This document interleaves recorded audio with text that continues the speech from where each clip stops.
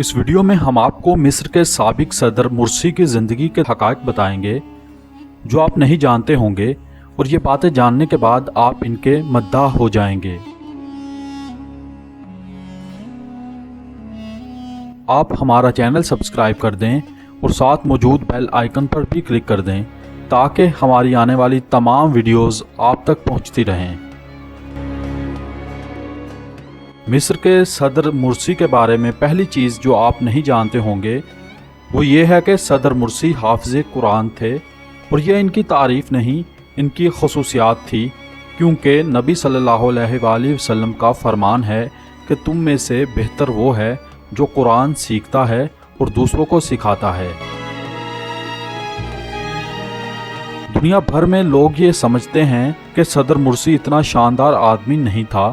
جو لوگ مرسی کو ناپسند کرتے ہیں وہ ہمیشہ اس کے غصے کو ہی بیان کرتے ہیں، لیکن مرسی کے بارے میں دلچسپ بات یہ ہے کہ وہ پی ایچ ڈی پروفیسر تھے، ایک یونیورسٹی میں انجینئرنگ ڈپارٹمنٹ میں ہیڈ بھی رہے اور امریکہ کی یونیورسٹیز میں وزٹنگ پروفیسر بھی رہے۔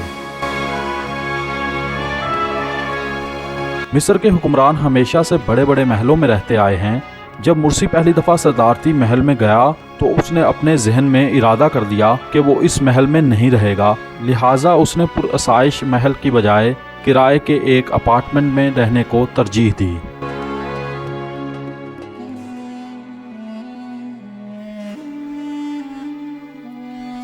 جب مرسی مصر کا حکمران تھا تو اس کی بہن بہت زیادہ بیمار ہو گئی۔ ڈاکٹرز نے اس کی بہن کو یورپ اور امریکہ لے جانے کا مشورہ دیا۔ اس کے پاس کھڑے افسران اس کے حکم کا انتظار کرتے رہے، لیکن اس نے انکار کر دیا اور اپنی بہن کا علاج مصر کے اسپتال میں ہی جاری رکھا۔ مرسی ایک دفعہ بہت ہی اہم تقریر کر رہے تھے کہ ان کو معلوم ہوا کہ اذان کا وقت ہو گیا ہے۔ مرسی نے تقریر جاری رکھنے کی بجائے اور خاموش رہنے کی بجائے اونچی آواز میں اذان دینا شروع کر دی۔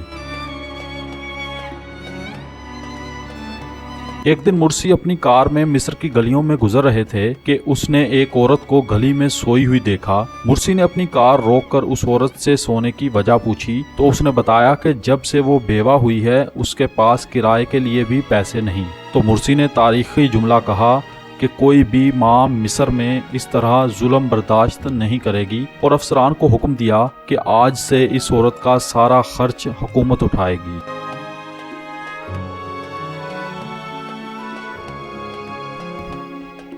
انڈونیشیا میں آنے والا سونامی جس میں ہزاروں لوگ لقمہ اجل بن گئے، صدر مرسی وہاں پہنچ کر ایڈ مشن کا حصہ بنے اور لوگوں کی تباہ حال زندگیوں کو دوبارہ بنانے کے لیے کام کیا۔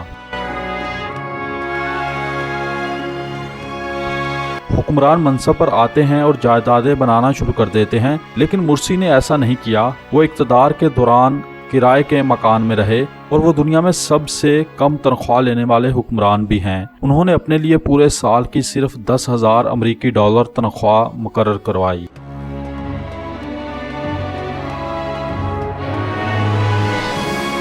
صدر مرسی کوئی نماز نہیں چھوڑتے تھے۔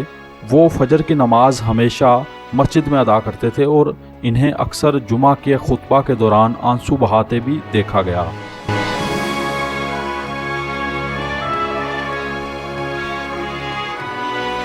مرسی کے بارے میں سب سے آخری چیز یہ ہے کہ مصر میں حکمرانوں کی تصویر عمارتوں پر لگانے کا رواج ہے، لیکن جب مرسی صدر بنے تو انہوں نے اپنی تصویر سرکاری عمارتوں میں لگانے سے منع کر دیا اور اس کی جگہ اللہ کا نام ہر عمارت میں لکھوایا۔